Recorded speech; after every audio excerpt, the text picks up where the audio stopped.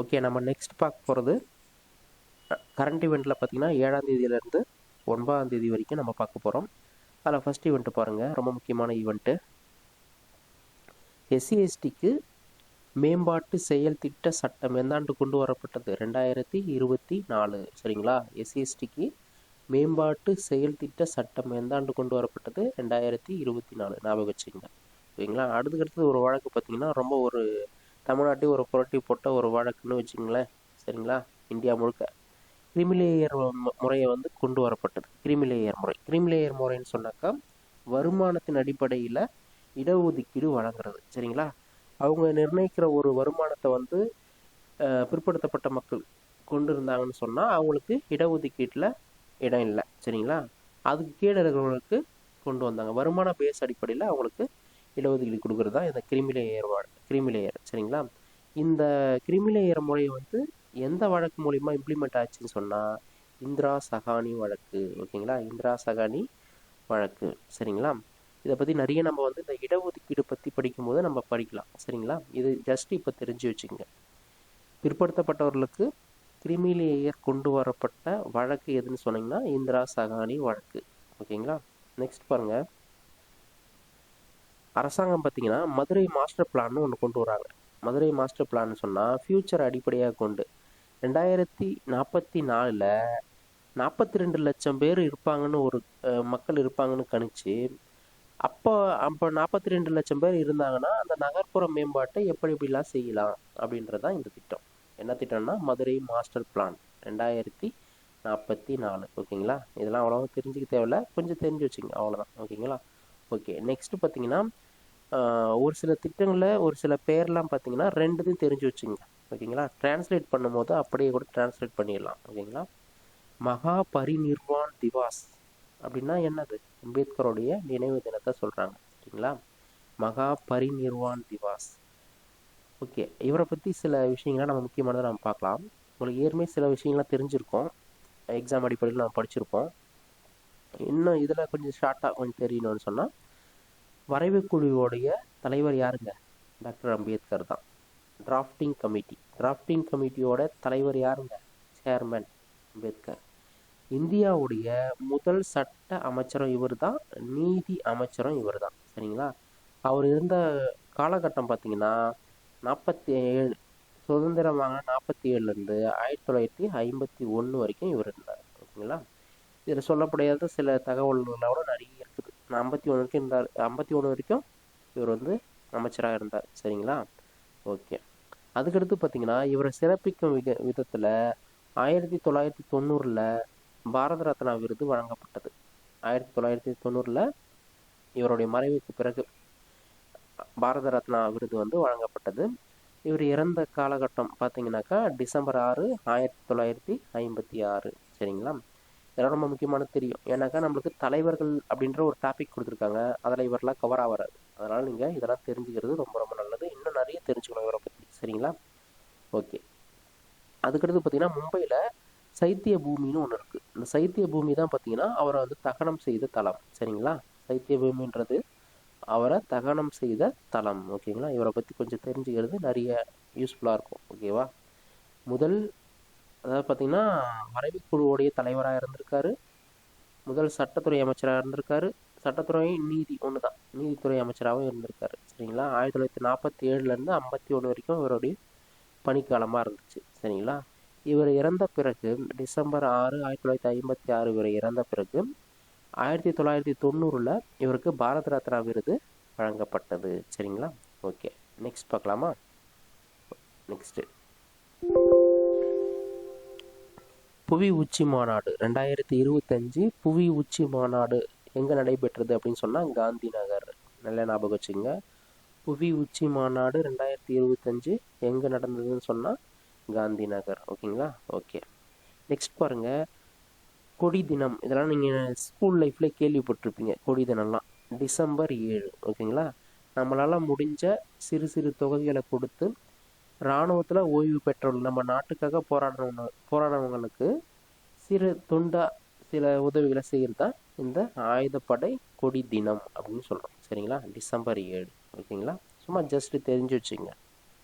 Okay, next பார்த்தீங்கன்னா கல்வெட்டில் ஒரு சிறப்பம்சத்தை கொண்டு வந்துருக்காங்க. கல்வெட்டு பிரிவு அப்படின்ட்டு ஒன்று கொண்டு வந்து இப்போ நிறைய பழைய ஓலைச்சுவடியெல்லாம் நிறைய விஷயம் இருக்கும். அதெல்லாம் வந்து பாதுகாத்து வைக்கணும்னு சொல்லிட்டு எண்மமயமாக்குறாங்க. சரிங்களா? எண்மமயமாக்கி அதை வந்து இணையத்தில் வந்து பதிவேற்றம் செய்கிறாங்க. இந்த திட்டத்தை தான் பார்த்தீங்கன்னா கல்வெட்டு பிரிவு அப்படின்னு சொல்கிறாங்க. இந்திய தொல்பொருள் ஆய்வு நிறுவனம் தான் இந்த பிரிவை ஓப்பன் பண்ணியிருக்குது, கல்வெட்டு பிரிவுன்னு சொல்லிட்டு.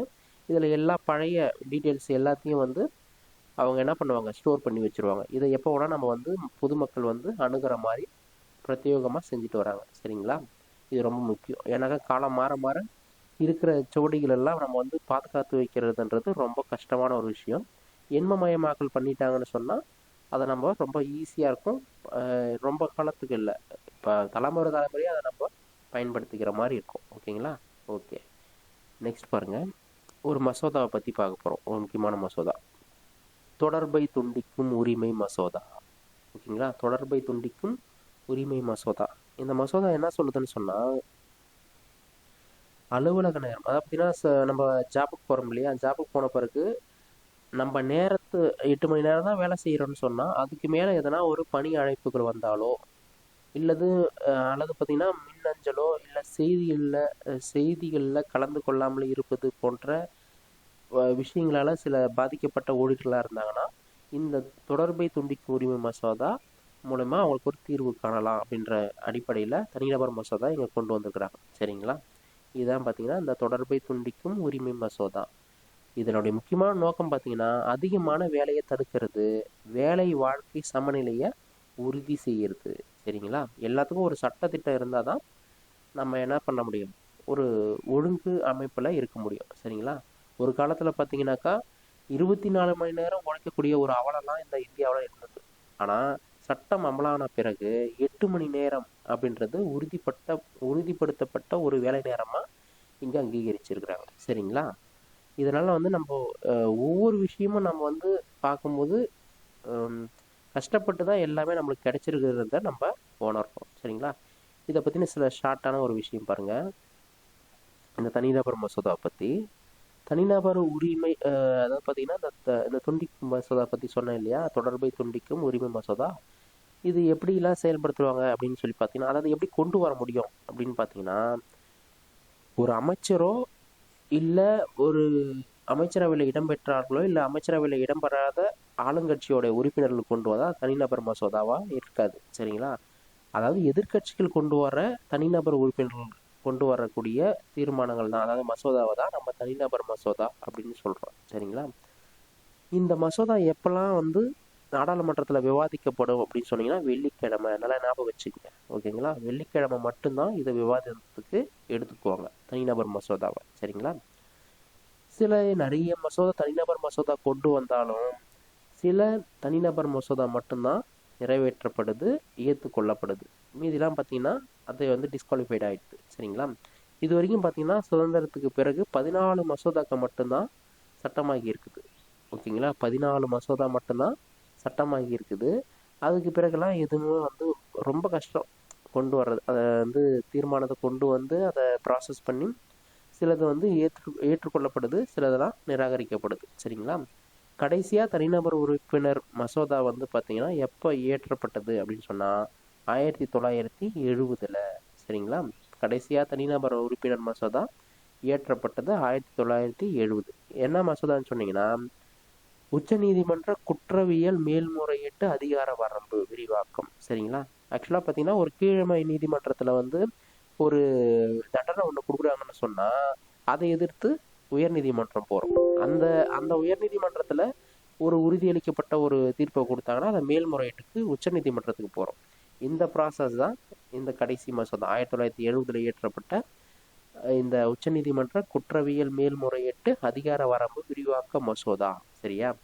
1968 வந்து மசோதா கொண்டு வராங்க, 70 சட்டமாயிருது. சரிங்களா? ஞாபகம் வச்சுங்க. அதுக்கடுத்து ரொம்ப முக்கியமானது ஒன்று பார்க்க போகிறோம், திறந்த வெளி சந்தை செயல்பாடுகள், OMO அப்படின்னு சொல்லுவாங்க. சரிங்களா? அதாவது பார்த்தீங்கன்னா ஓப்பன் மார்க்கெட் ஆப்ரேஷன். ஓகேங்களா? இது எந்த வங்கி கொண்டு வந்துச்சுன்னு சொன்னாக்கா RBI கொண்டு வந்திருக்குது. RBI வந்து தான் இந்த திறந்தவெளி சந்தை செயல்பாடுகளை கொண்டு வந்த வங்கி எதுன்னு சொன்னால் ஆர்பிஐ. இது மட்டும் தெரிஞ்சுட்டா போதும். சரிங்களா? ஓகே. நெக்ஸ்ட் பார்த்தீங்கன்னா கடைசியாக இந்த வீடியோட கடைசி ஈவெண்ட் பார்த்தீங்கன்னா டிஜிலாக்கர் வழியாக காகிதமில்லா கடவுச்சீட்டு சரிபார்ப்பு. எல்லாமே டிஜிட்டலைஸ் பண்ணிட்டு வராங்க. அந்த அடிப்படையில் பாஸ்போர்ட்டை டிஜிலாக்கர் வழியாக சரி பார்க்குறாங்க. இதுதான் ஒரு முக்கியமான விஷயம். ஓகேவா? எண்ம முயற்சியின் அடிப்படையில் இந்த விஷயத்த பண்ணுறாங்க. இது எந்த அமைச்சகம் பண்ணுதுன்னு சொன்னால் மின்னணு மற்றும் தகவல் தொழில்நுட்ப அமைச்சகம். சரிங்களா? காகிதமில்லா தொடர்பு இல்லாத கடவுச்சீட்டு சரிபார்ப்பு முறை, பாஸ்போர்ட் வெரிஃபிகேஷன் டிஜிட்டல் ஆக்கிற மூலமா. சரிங்களா? ஓகே நண்பர்களே, தேங்க்யூ.